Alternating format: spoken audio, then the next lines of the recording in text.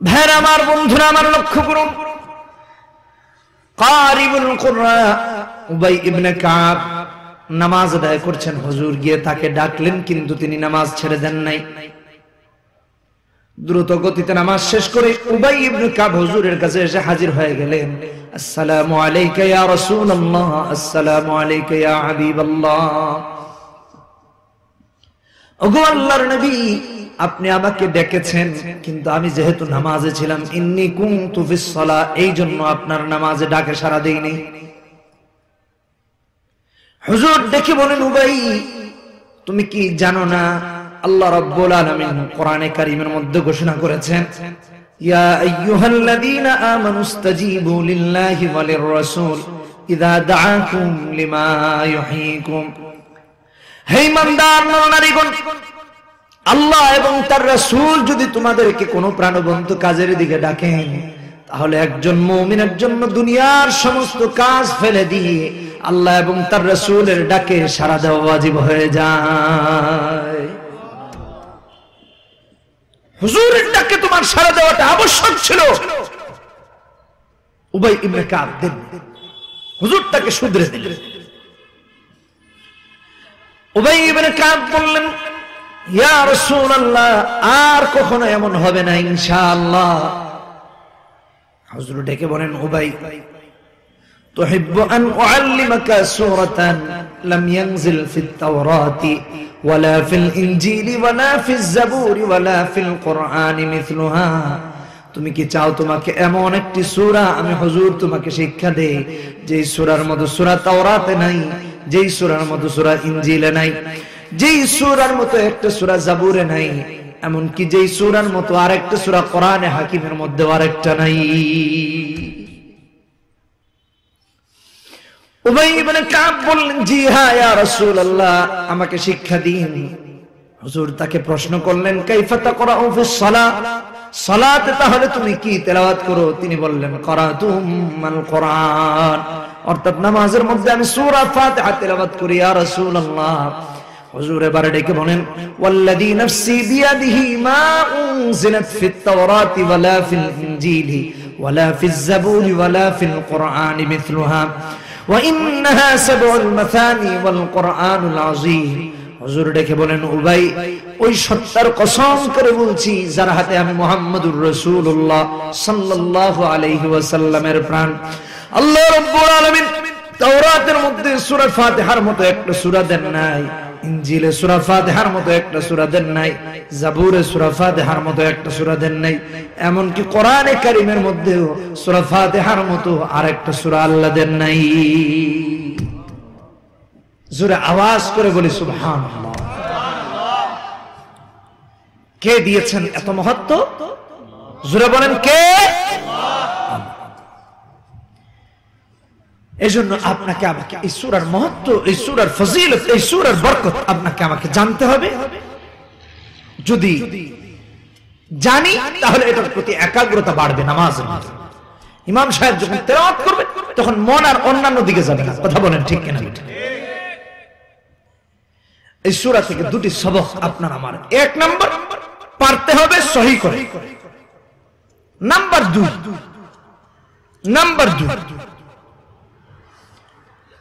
এই সূরাতে একটা আয়াত হুজুর সবক দিয়েছে, ইস্তাজিবু লিল্লাহি ওয়া লির-রাসূলি ইযা দাআকুম লিমা ইউহয়িকুম। আল্লাহ এবং তার রাসূল যদি কোনো প্রাণবন্ত কাজের দিকে ডাকেন, তাহলে দুনিয়ার সব ফেলে দিয়ে সাড়া দেওয়ার আবশ্যক হয়ে যায়। ঠিক কিনা বেটি? দিব তো ইনশাআল্লাহ। যুবকদের কাছে জিজ্ঞেস করি, ফজরে আজান হয়, যুবকের খবর নাই। জোহরে আজান হয়, যুবকের খবর নাই। যুবক বাদ দেন, বৃদ্ধরও খবর নাই, বৃদ্ধারও খবর নাই। আসরের আজান হয়, খবর নাই।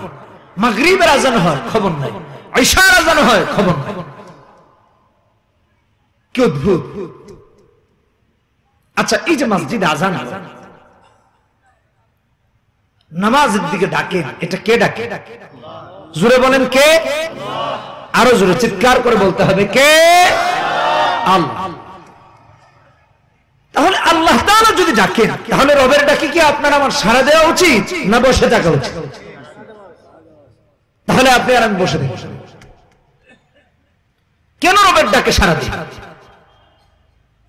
ক্যামেরাটা একদিকে রাখলে ভালো হয়। হ্যাঁ, এই লাইটের আলো বারবার এদিকে সেদিকে গেলে বিরক্ত হয়। যে কথাটা বলছিলাম, ইস্তাজিবু লিল্লাহি ওয়া লির-রাসূল ইযা দাআকুম লিমা ইউহিব্বুন, সূরা আনফালের 24 নম্বর আয়াত। হুজুর হযরত উবাই ইবনে কাব শিখায় দিয়েছেন। আজ মুসলিম উম্মাহের অবস্থা ঠিক উল্টো। একজন মুশরিক যদি ডাক দেয়, দৌড় দিয়ে গিয়ে হাজির হয়ে যায়। ইহুদিরা ডাকে, দৌড় দিয়ে গিয়ে হাজির হয়ে যায়। নাসারারা ডাকে, দৌড় দিয়ে গিয়ে হাজির হয়ে যায়। এখানে ডাকার অর্থ এই ডাকা না। তাদের কোনো ফ্যাশনের ডাক আসলে আপনি আর আমি ওটাকে গ্রহণ করি, আল্লাহর ডাককে গ্রহণ করি না, হুজুরের ডাককে গ্রহণ করি না। কাফের মুরতাদদের, মুশরিকদের যত ধরনের যত চরিত্র আছে সব আপনার আমার মধ্যে আছে। আল্লাহ রাব্বুল আলামিনের ডাকে আপনার আমার সাড়া দেওয়ার কোনো ধরনের কোনো খেয়াল নেই। নেতা ডেকেছে, আপনি আর আমি গিয়ে হাজির। নেতা কি করতে হবে বলেন? এখন নেতা বলে অমুক সলিমুদ্দিনের ঠ্যাং ভেঙে দেয়। বলে নেতা আপনি বলেছেন, বাকি সব আপনি দেখবেন তো? বলে হ্যাঁ, যা ঠ্যাং ভেঙে নিয়ে হাজির। নেত্রী ডেকেছে, একই অবস্থা। এলাকার বড় ভাই ডেকেছে, একই অবস্থা। প্রভাবশালী তাকে আদেশ করেছে, একই অবস্থা। শুধু তাই ইয়াং জেনারেশন রিলেশনশিপে জড়িয়ে যায়, প্রেমে। প্রেমিক যদি প্রেমিকাকে ডাকে, অথবা প্রেমিক যদি প্রেমিকাকে যদি প্রেমিক ডাকে, অথবা উভয় যদি উভয়কে ডাকে, আপনারা দেখবেন 7 সমুদ্র 13 নদী পার হয়ে গিয়ে হাজির। বাপকেও জিজ্ঞেস করে না, মাকেও জিজ্ঞেস করে। ঠিক কিনা বেড়ে যায়? যুবকরা একটু জুড়ে বলে, ব্যাপার কি? সুরের মান নাকি বড় বলা হয়, এরকম কিছু নেই। জাকাল্লাহ মাফ বলেন আমি, হ্যাঁ এরকমই বলতাম।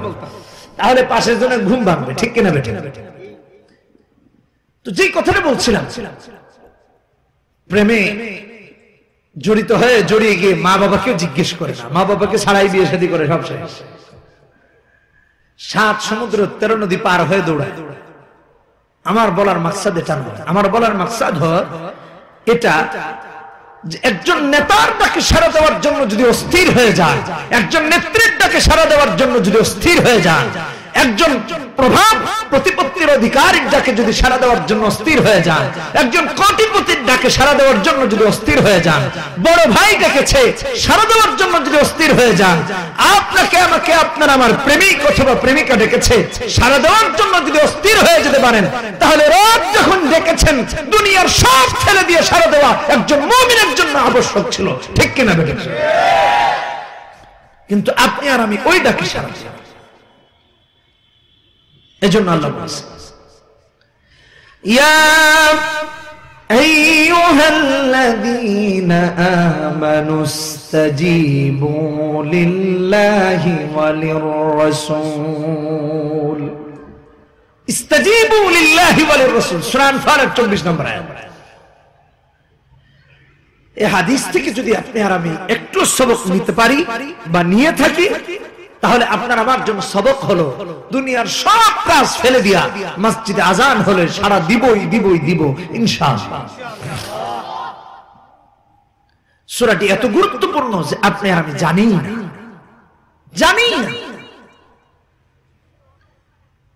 হুজুরের আরেকটা হাদিস আপনাকে শোনাই, তাহলে ভালো বুঝে আসবে। বুখারীর হাদিস 5007 নম্বর হাদিস।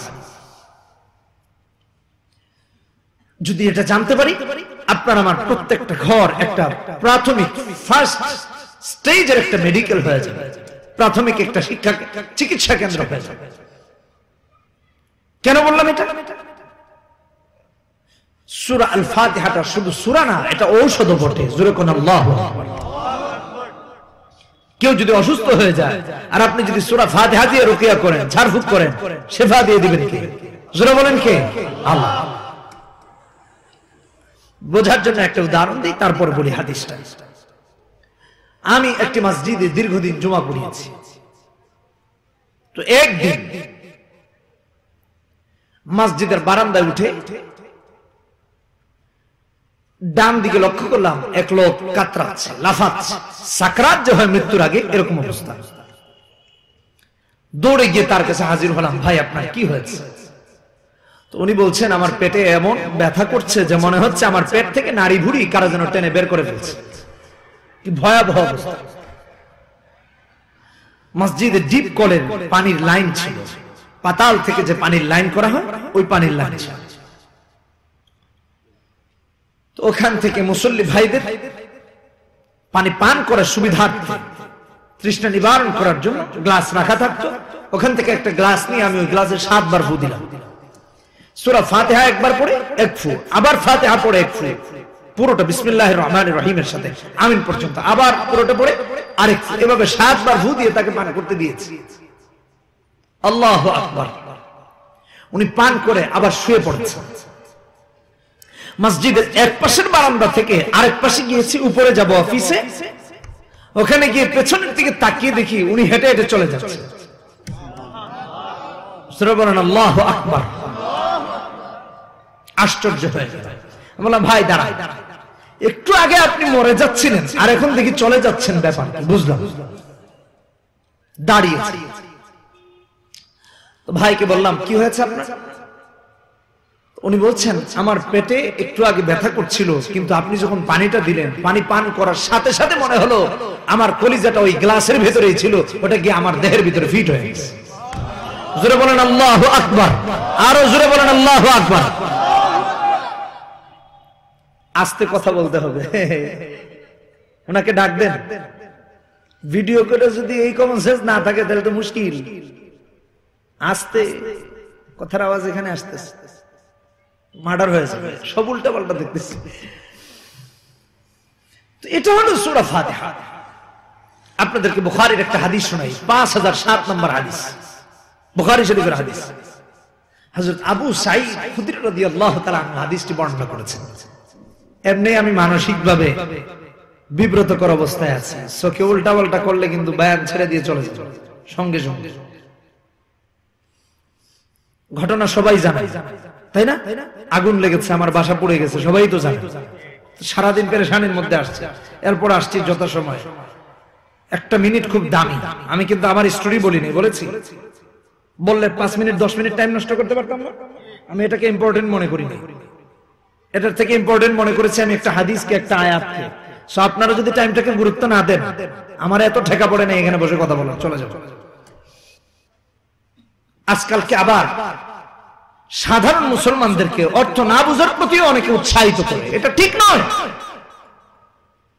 কোরআন খেয়াল করে শুনেন, আমার কথার অপেক্ষা করবেন।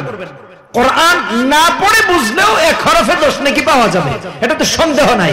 কিন্তু এই কথা বলে কোরআন না বোঝার প্রতি কোনোদিনও উৎসাহিত করা যাবে না, এটা ঠিক নয়।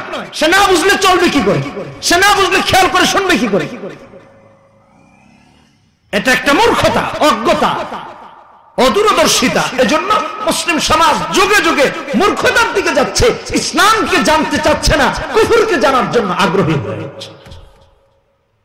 জানানো জরুরি। ভাইরা আমার, বন্ধুরা আমার, হল ভাইরা আমার, বন্ধুরা আমার, লক্ষ্য করুন কোরআনে কারীম প্রত্যেকটি সূরা এমন, আল্লাহ রাব্বুল আলামিনের বান্দা বান্দি যখন কোরআনে কারীমের সূরাগুলো তেলাওয়াত করে, সেজন্য স্বয়ং আল্লাহ তাআলার জন্য আল্লাহ তাআলার সাথে কথোপকথনে লিপ্ত হয়ে যায়। সূরা ফাতিহা যখন পড়ে তখন আল্লাহর সাথে কথোপকথনে লিপ্ত হয়। দুনিয়ায় সবথেকে বেশি ভালোবাসতে হবে কাকে? জোরে বলেন কাকে? আচ্ছা, ভালোবাসার মানুষ যদি ডাক দেয় অথবা করে রেসপন্স করে, তাহলে তার ডাকে কি একাগ্রতা থাকা দরকার, নাকি মন অন্যদিকে থাকা দরকার, খামখেয়ালি থাকা দরকার, গাফেল হওয়া দরকার? একাগ্রতা থাকা দরকার। দুনিয়ার কোন ভালোবাসার মানুষ যদি ডাকে, আপনি আর আমি পাগল হয়ে গিয়ে হুমড়ি খেয়ে পড়ি। আল্লাহ রাব্বুল আলামিন সূরা ফাতিহা যখন কোন বান্দাবান্দি পড়ে, আল্লাহ তাআলা তার প্রত্যেকটা আয়াতের জবাব আল্লাহ নিজে দেন। জোরে বলেন আল্লাহু আকবার। এটা যদি জানতাম তাহলে নামাজে একাগ্রতা বেড়ে যেত, এটা যদি জানতাম তাহলে নামাজে খেয়াল বেড়ে যেত। কিন্তু জানি না দেখে নামাজে একাগ্রতাও নাই, খেয়ালও নাই, বোঝার চেষ্টা। বন্ধুরা আমার, লক্ষ্য করুন মুসলিম শরীফের হাদিস, মুসলিম শরীফের হাদিস, 904 নম্বর হাদিস মুসলিম শরীফের। হুজুর বর্ণনা করেন, ইদা ক্বাল আল আবদু আলহামদুলিল্লাহি রাব্বিল আলামিন হামিদানি আবদি ক্বাল আল্লাহু তাআলা হামিদানি আবদি। আল্লাহর বান্দা বান্দীরা যখন নামাজে দাঁড়িয়ে যায় আর নামাজে দাঁড়িয়ে বলে আলহামদুলিল্লাহি রাব্বিল আলামিন, আল্লাহর সমস্ত প্রশংসা তোমার জন্য যিনি বিশ্ব প্রতিপালক, আল্লাহ তাআলা জবাব দেন খুশি হয়ে, দেখো আমার বান্দা আমি রবের প্রশংসা করেছে। হামিদানি আবদি। বান্দা বান্দীরা যখন বলে আর রহমানির রহিম, আল্লাহ তাআলা জবাব দেন আসনা আলাইয়া আবদি। আবার যখন আল্লাহর বান্দা বান্দীরা বলে মালিক ইয়াউমিদ্দিন, আল্লাহ জবাব দেন মাজ্জাদানি আবদি। এরকম প্রতিটা আয়াতের জবাব আল্লাহ রাব্বুল আলামিন দিয়ে বোঝান, বান্দা তোমার প্রত্যেকটা আয়াতের জবাব আমি আল্লাহ তাআলা দেই। প্রত্যেকটা মুমিন মুমিনা যদি নামাজ দাঁড়িয়ে একাগ্রতার সাথে খুশু আর খুজু নিয়ে নামাজ আদায় করত, তাহলে কোনদিনও নামাজি বান্দা বান্দির মন নামাজ ছেড়ে দিয়ে দোকানে চলে যেতে পারতো না, বাড়িতে চলে যেতে পারতো না, নামাজের বাহিরে কোনদিনও চলে যেতে পারতো না। কিন্তু এই দিকে আপনার আমার মনোযোগ নাই। একটু চিন্তা করে দেখি, মালিক ইয়াউমিদ্দিন, রব বলেন মাজ্জাদানি আবদি, আমার বান্দা বান্দি আমার মর্যাদা বর্ণনা করছে। ইয়াকা না'বুদু ওয়া ইয়াকা নাস্তাঈন, আমরা যখন বলি আল্লাহ তোমারই ইবাদত করি আর তোমার কাছে সাহায্য চাই, আল্লাহ রাব্বুল আলামিন জবাব দেন হাদা বাইনি ওয়া বাইনা আবদি, এটা আমার আর আমার বান্দার মধ্যকার ব্যাপার। বলি আবদি মা সালা, আর আমার বান্দা বান্দি আমি রবের কাছে যা চেয়েছে আমি আল্লাহ তাই তার জন্য কবুল করে নেই। অতঃপর আল্লাহর বান্দা বান্দিরা বলে ইহদিনাস সিরাতাল মুস্তাকিম সিরাতাল লাযীনা আন'আমতা আলাইহিম গায়রিল মাগদুবি আলাইহিম ওয়ালাদ-দাল্লিন আমিন।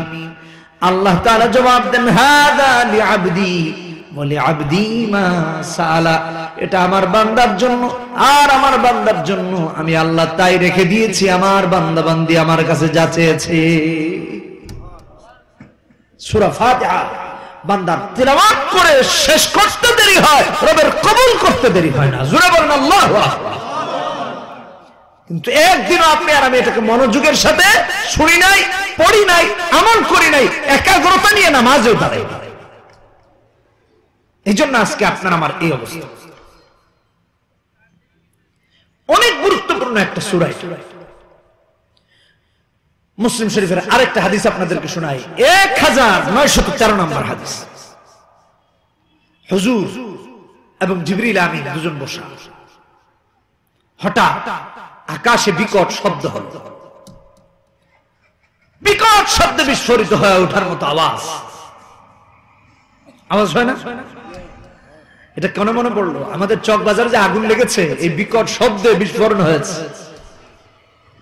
তারপর আর কেউ কিছু বলতে পারে না, এই আওয়াজ কোত্থেকে হয়েছে বলতে পারে। তো আকাশে বিকট শব্দ, হযরত জিবরিল আমিন এবং হুজুর আসমানের দিকে তাকিয়েছে। তাকিয়ে দেখে হযরত জিবরাইল হুজুরকে বলছেন, ইয়া রাসূলুল্লাহ হাদা বাবুম মিনাস সামা ফুতিহা আল-ইয়াওম লাম ইফতাহ কাত্তুন ইল্লা আল-ইয়াওম। জিবরিল আমিন বলেন, হুজুর এই যে আওয়াজ হলো এটা আসমানের একটা দরজা। হাদা বাবুম মিনাস সামা ফুতিহা আল-ইয়াওম লাম ইফতাহ কাত্তুন ইল্লা আল-ইয়াওম, আর এই দরজাটি আজকেই খোলা হয়েছে, আজকের আগে আর কোনদিন এই দরজা খোলা হয় নাই। যেরকম সুবহানাল্লাহ। ভাইরা আমার, বন্ধুরা আমার, ওই দরজা দিয়ে একজন ফেরেশতার আবির্ভাব হলো, আগমন ঘটলো। তিনি এসে সালাম বিনিময় করলেন হুজুর কি। জিবরিল আমিন পরিচয় করায় দেন, হাদা মালাকুন নাযালা ইলাল আরদ লাম ইয়ানজিল কাত্তুন ইল্লা আল-ইয়াওম। যে আল্লাহর রাসূল ইনি একজন ফেরেশতা, যিনি আজকে এই দুনিয়ার জমিনে আগমন করেছেন, আজকের আগে আর কোনদিন তিনি এই দুনিয়ায় আগমন করেন নাই। আসমানের এমন দরজা যেটা আজকেই খোলা হয়েছে, আজকের আগে আর খোলা হয় নাই। তিনি এমন একজন ফেরেশতা দুনিয়া আগমন করেছেন যিনি আজকে আসছেন, আজকের আগে আর কোনোদিন আসেন। সুবহানাল্লাহ। ফেরেশতা ডেকে বলেন, ইয়া রাসূলুল্লাহ, আল্লাহ রাব্বুল আলামিন আপনাকে দুটি নূরের সুসংবাদ দিয়েছেন। আবশির বিনূরাইন, আপনি দুটি সুসংবাদ গ্রহণ করেন নূরের। তার এক নম্বর হলো সূরা ফাতিহা, আর দুই নম্বর হলো সূরা বাকারার শেষ দুটি আয়াত। ফেরেশতা ডেকে বলেন, ইয়া রাসূলুল্লাহ, এই দুটি নূর এত গুরুত্বপূর্ণ, এত এবং এত মহত্বপূর্ণ, আল্লাহ রাব্বুল আলামিন আজ পর্যন্ত আপনি ছাড়া আর কোন পয়গম্বরকে এই দুটি নূরের সুসংবাদ দেন নাই, শুধু আপনাকে দিয়েছেন। তার একটা নূর হলো সূরা ফাতিহা, আর আরেকটা নূর হলো সূরা বাকারার শেষ দুই আয়াত। এই দুটি নূর বুখারীর হাদিসে আসছে, যে ব্যক্তি সূরা বাকারার শেষ দুই আয়াত রাতের বেলা পড়ে ঘুমাবে, তার নিরাপত্তার দায়িত্ব আল্লাহ তাআলা নিজে নিয়ে। জোরে বলেন আল্লাহু আকবার, চিৎকার করে বলেন আল্লাহু আকবার। অথচ আপনি আর আমি জানি না, এই সূরা সম্পর্কে না নলেজ রাখি, না পড়ি, না সহি করে পড়তে পারি। কতটা অজ্ঞ, কতটা জাহেল, কতটা মূর্খ হয়েছে। বিসমিল্লাহির রহমানির রহিম।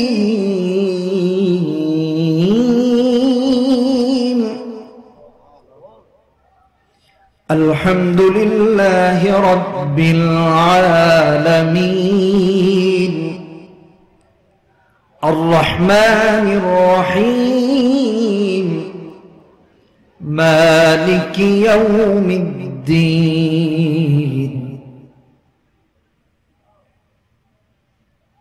ইয়্যাকা না'বুদু ওয়া ইয়্যাকা নাস্তাঈন, ইহদিনাস সিরাতাল মুস্তাকিম,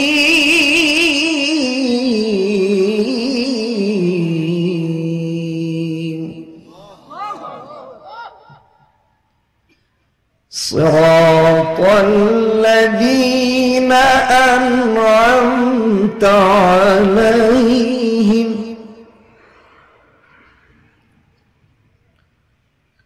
গায়রিল মাগদুবি আলাইহিম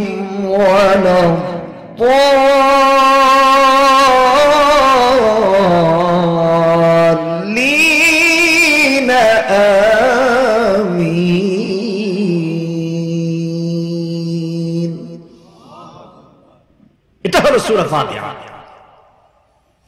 অনেকে আমরা সহি করে পড়তে পারি না, সহি করা জরুরি। সূরাতে আল্লাহ তাআলা আপনাকে আমাকে অনেক সবক দিয়েছেন। আলহামদুলিল্লাহি রাব্বিল আলামিন, সমস্ত প্রশংসা কার? যিনি বিশ্ব প্রতিপালক। যতগুলো জগৎ আছে সব জগতের রবকে মনে থাকবে তো। প্রশংসা আল্লাহ ছাড়া আর কারো করা যাবে? সব প্রশংসা একচ্ছত্র ভাবে, উইদাউট কন্ডিশন, আল্লাহ রাব্বুল আলামিন। অথচ আজকে আপনি আর আমি মানুষের প্রশংসায় পঞ্চমুখ হয়ে থাকি, কিন্তু রবের প্রশংসা করি না, রবকে চিনি না। মানুষের প্রশংসা করি, দালালি করি, চাটুকারিতায় লিপ্ত হয়ে যায়, নেতা, নেত্রী, বড় ভাইয়ের, অন্যান্যের, কিন্তু আল্লাহর প্রশংসা করে না। এর থেকে গাফেল, এর থেকে অকৃতজ্ঞ কোনদিনও কোন মুসলমান হবে না। এগুলো পরিহার করুন, পরিত্যাগ করুন। সমস্ত প্রশংসা আল্লাহর কেন হবে? আসমান কে বানিয়েছেন? জমিন কে বানিয়েছেন? চাঁদ বানিয়েছেন? সূর্য বানিয়েছেন? সব বানিয়েছেন আল্লাহ। এই জন্য প্রশংসা হবে। এই জন্য আল্লাহ তাআলা কোরআনে কারিমে বলেন, সূরা আনআম 7 নম্বর পারা 7 নম্বর 6 নম্বর পৃষ্ঠায় আল্লাহ রাব্বুল আলামিন দ্ব্যর্থ কণ্ঠে ঘোষণা করেন। 7 নম্বর পারার 7 নম্বর পৃষ্ঠায় সূরা আনআমের 1 নম্বর আয়াতে আল্লাহ তাআলা বলতেছেন, আলহামদুলিল্লাহিল্লাযী খালাকাস সামাওয়াতি ওয়াল আরদ ওয়া জাআলাজ যুলুমাতি ওয়ান নূর সুম্মাল্লাযীনা কাফারু বিরাব্বিহিম ইয়াদিলুন। সমস্ত প্রশংসা কার? আসমান বানিয়েছেন, জমিন বানিয়েছেন, চাঁদ সূর্য সবকে বানিয়েছেন আল্লাহ, এই জন্য প্রশংসা হবে। আজকে আপনি আর আমি রবকে ভুলে যাই, মানুষের প্রশংসায় পঞ্চমুখ হয়ে যায়, রবকে ভুলে গিয়ে। ছেলে হয়, মেয়ে হয়, বাবার দরবারে দৌড় দিয়ে গিয়ে হাজির হয়ে যায়, বাবা এটা করতে হবে, ওটা। এই বাবা আপন বাবা না, এটা ভণ্ড বাবার কথা বলছে। আবার কেউ বাবার তার কাছে যায়, বাবা আমার ছেলে হয় না, মেয়ে হয় না, মেয়ে দাও, ছেলে দাও। বাবা কি মেয়ে দেয়, ছেলে দেয়? কোন নবী দিতে পারেন? ছেলে সন্তান দেন কে? জোরে বলেন কে? এই জন্য সর্বাবস্থায় প্রশংসা করতে হবে আল্লাহর। কোরআনে কারীম খুলে দেখেন, 13 নম্বর পারা হিফজুল কোরআন 19 নম্বর পৃষ্ঠা 39 নম্বর আয়াত সূরা ইব্রাহিম। মুসলিম মিল্লাতের পিতা ইব্রাহিম আলাইহিস সালাতু ওয়াস সালাম আপনাকে আমাকে দোয়া শিখিয়ে দিয়েছেন, আলহামদুলিল্লাহিল্লাযী ওয়াহাবালি আলাল কিবারি ইসমাঈল ওয়া ইসহাক ইন্না রাব্বী লাসামিউদ দুআ। ইব্রাহিম আলাইহিস সালাতু ওয়াস সালাম আল্লাহর প্রশংসা করছেন, সমস্ত প্রশংসা তোমার। কেন? তুমি আমাকে ইসমাঈল এবং ইসহাক দান করেছো। বলেন সুবহানাল্লাহ। দান করেন কে? ছেলে দেন কে? মেয়ে দেন কে? আল্লাহ। কিন্তু আল্লাহর কি কোনো ছেলে মেয়ে আছে? তিনি আপনাকে আমাকে ছেলে সন্তান দিয়েছেন, তিনি মানুষ সৃষ্টি করেছেন, কিন্তু নিজে কারো সন্তান নন এবং তিনি কোনো সন্তানও জন্ম দেন নাই। ঠিক কিনা বেঠিক?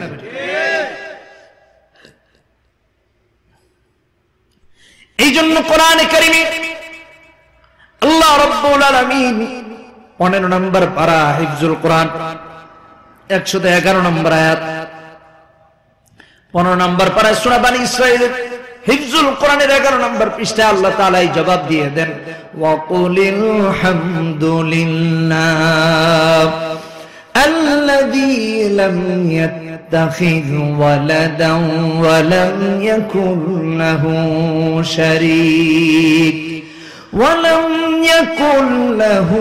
شريك في الملك ولم يكن له ولي من الذل وكبره تكبيرا। لم يتخذ ولدا, কোন সন্তান তিনি ধারণ করেন এবং তিনিও কার সন্তান নন। সূরা ইখলাসে বলেছেন লাম ইয়ালিদ ওয়া লাম ইউলাদ, তিনিও কাউকে জন্ম দেন নাই, তাকেও কেউ জন্ম দেন নাই। এই জন্য তিনি কে? আল্লাহ। জোরে বলেন কি? মনে থাকবে ইনশাআল্লাহ। আল্লাহ, সে আল্লাহকে বাদ দিয়া আজকে মানুষের পিছনে পিছনে মানুষ দৌড়ায়, রবকে ভুলে গেছে। পৃথিবীর সব থেকে কঠিন কাজ হলো মানুষকে খুশি করা, আর হায়াতের জিন্দেগির সব থেকে সহজ কাজ হলো আল্লাহকে খুশি করা। সুবহানাল্লাহ। জান্নাতে জান্নাতীরা যাবে, জান্নাতে গিয়ে প্রথম প্রশংসা করবে আল্লাহ, আল্লাহু আকবার। প্রথম বাক্য হবে কি?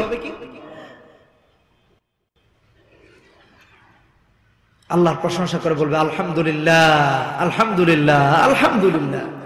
وقالوا الحمد لله الذي صدقنا وعده وأورثنا الأرض نتبوأ من الجنة حيث نشاء فنعم أجر العاملين। সূরা জুমারের 74 নম্বর আয়াত।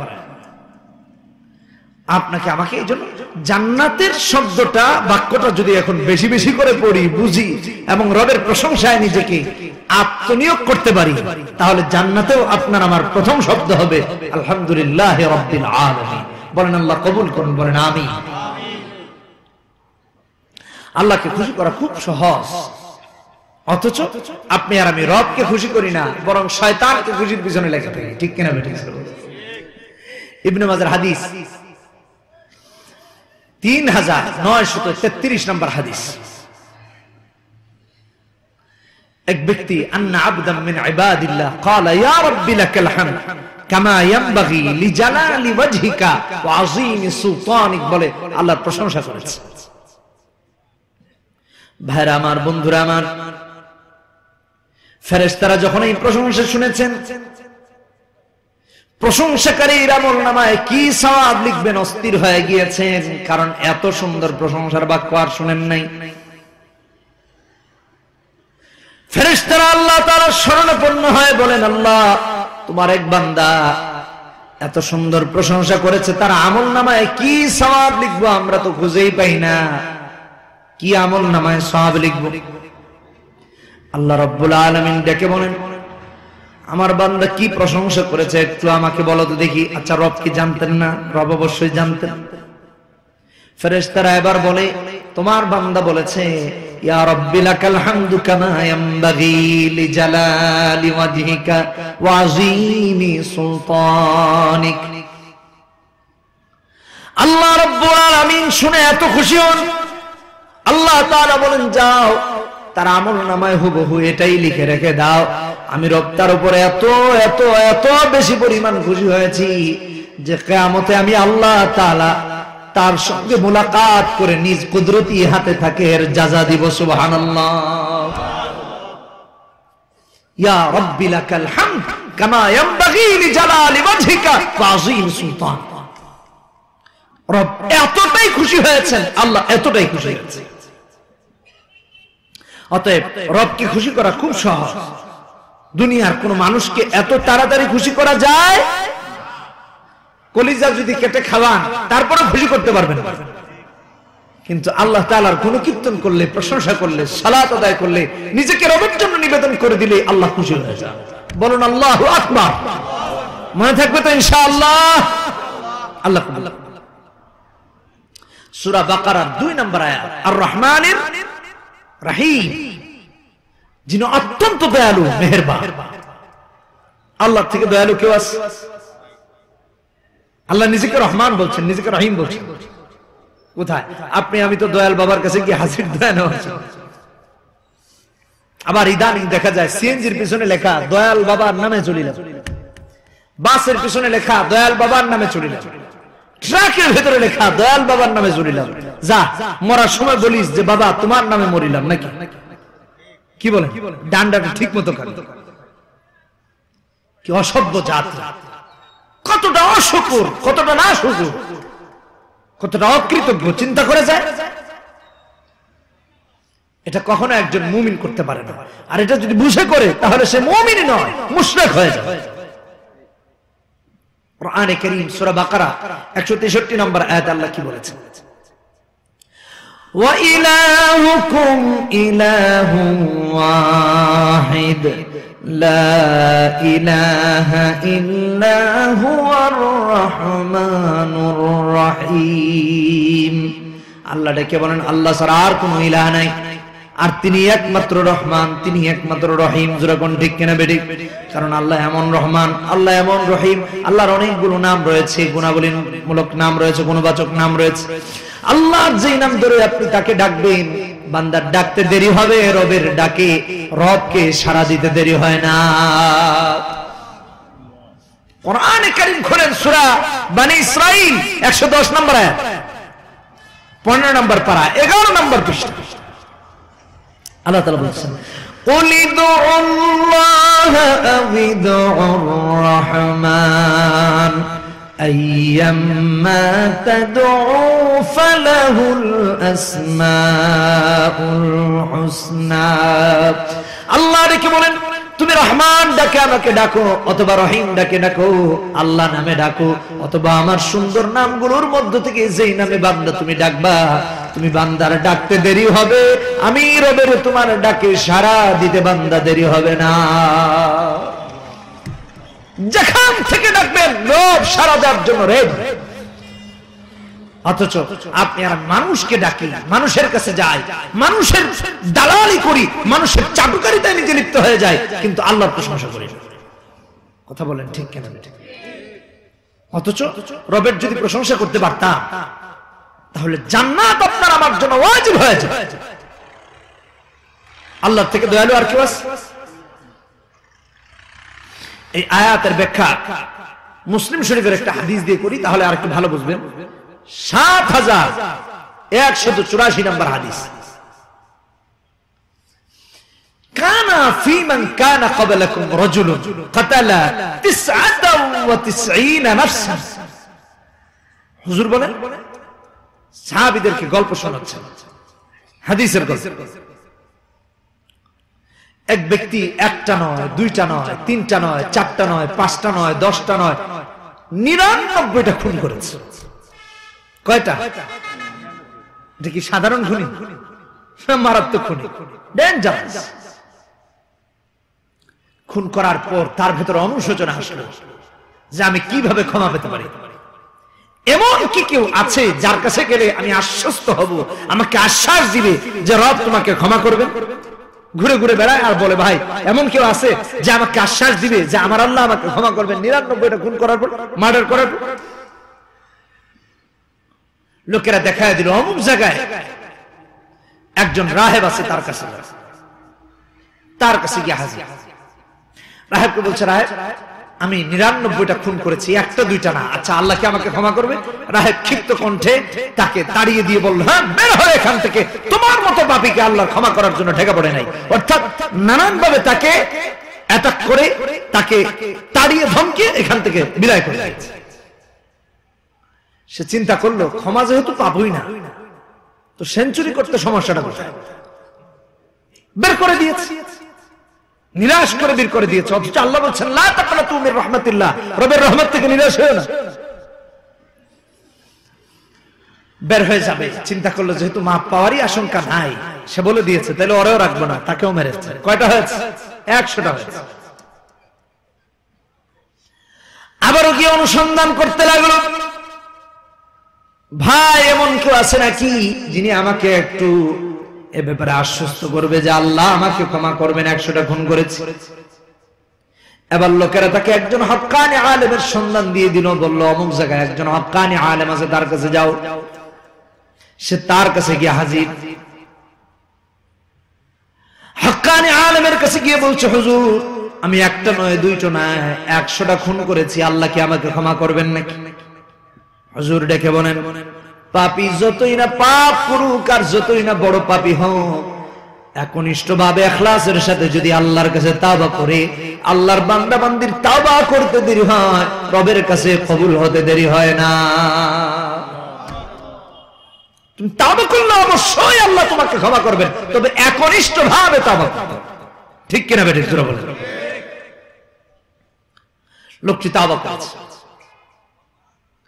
তাওবার পর হুজুর তাকে ডেকে বলেন, শোনো, তুমি যেই বসতিতে থাকো, যে এলাকায় থাকো, এই এলাকার মানুষগুলো যেহেতু ভালো নয়, এরা খারাপ, অতএব তুমি আজ থেকে আর খারাপ লোকদের সঙ্গে থাকতে পারবে না। আমি তোমাকে একটা এলাকা দেখায় দিচ্ছি, আজ থেকে ওখানে গিয়ে থাকবা। বলে ঠিক আছে, ওখানে গিয়ে থাকবো। তাওবা করে রওনা করেছে সেই এলাকার দিকে, ওখানে গিয়ে বসবাস করবে। আজরাইলের সঙ্গে মোলাকাত হয়ে গেল, মৃত্যুর কোলে ঢলে পড়েছে। জান্নাতের ফেরেশতারা রূহটাকে জান্নাতে নিয়ে যাওয়ার জন্য এসে হাজির, জাহান্নামের ফেরেশতারা তার রূহ জাহান্নামে নিয়ে যাওয়ার জন্য হাজির, উভয় দল হাজির।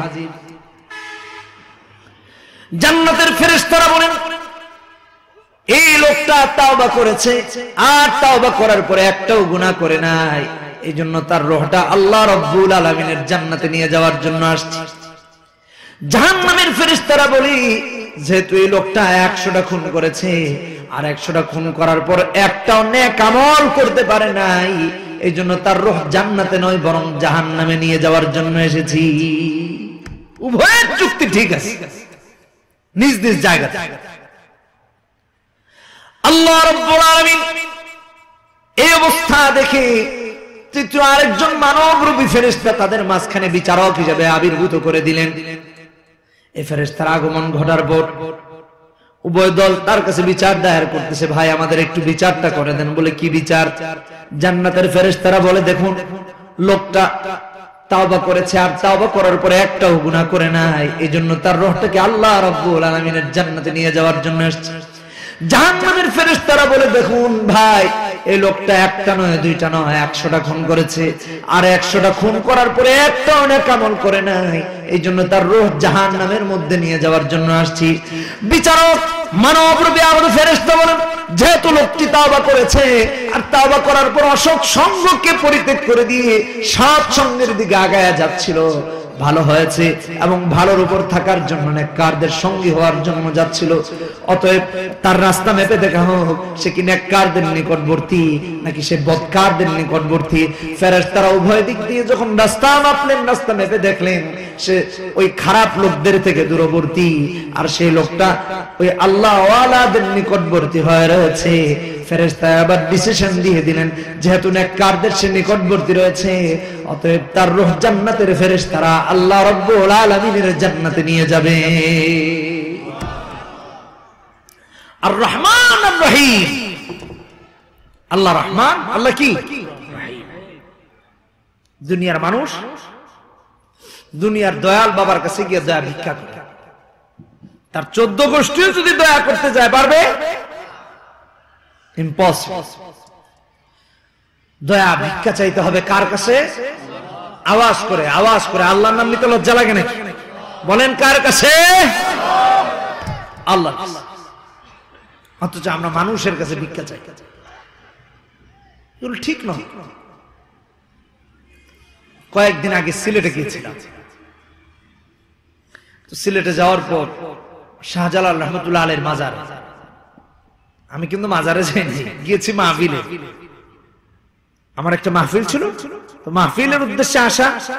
এক পর্যায়ে মাজারে গেলাম যে ওখানে একজন বুজুর্গ শুয়ে আছে, জিয়ারত করে আসি। ওখানে গিয়ে এলাহি কারবার, কেউ শিকল বাবা, কেউ লাল বাবা, কেউ কালা বাবা, কেউ ল্যাংটা বাবা, কথা বলেন ঠিক কিনা বেঠিক, বসে আছে। আমি বলি এগুলো ধান্দা বাবা ছাড়া আর কোনো বাবা না, কথা বলেন ঠিক কিনা বেঠিক। সাধারণ মুসলমানদের ঈমান নষ্ট করা হচ্ছে, বিভ্রান্ত করা হচ্ছে ইসলামের ব্যাপারে। শরীয়তে এই সমস্ত ভণ্ডামির কোনো স্থান নাই, ঠিক কিনা বেঠিক? জোরে বলেন, চিৎকার দিয়ে বলেন ঠিক কিনা বেঠিক। সাবধান হতে হবে আপনাকে। দয়া ভিক্ষা চাইতে হবে কার কাছে?